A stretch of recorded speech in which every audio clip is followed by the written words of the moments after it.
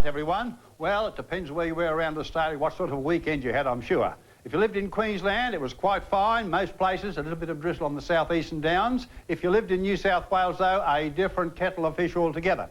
All the way down here from the northern rivers right down the coastal, rain, we could say almost all over the state, with the heaviest falls around the mid-north coast, the last 24 to 36 hours around the Sydney area, with some places like Robertson having 209 millimetres in 24 hours, over 8 inches. During the 24 hours in Sydney itself, 64 to 9 o'clock, another 40 during the day, and Turramurra here got 92, one of the suburbs. So there's a lot of rain through there, you know? If anyone's had enough rain, it's in Sydney here, I'm sure, and over New South Wales. Melbourne, not much better. Today it eased off a little bit, but I was down there yesterday, and oh boy, what a day. Just overcast, raining all the time.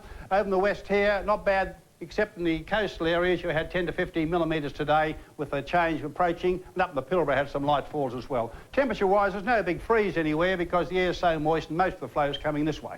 We'll have a look at the clouds.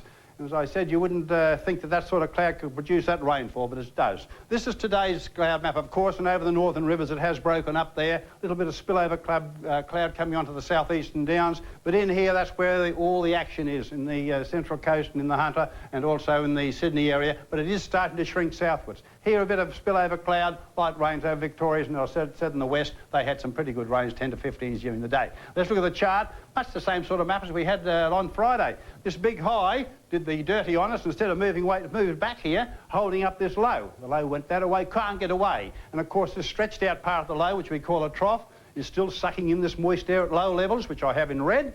And of course, at higher levels, we've still got the yellow, bringing in the moisture as well. So a very, very deep flow of moisture in there, being lifted and condensed to that rain.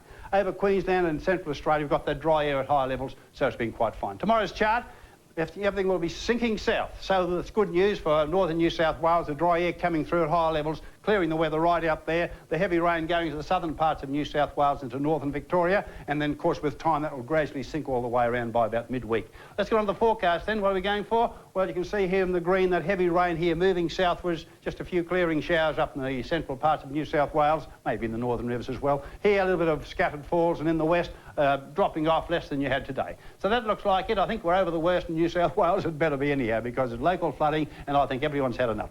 See you tomorrow night.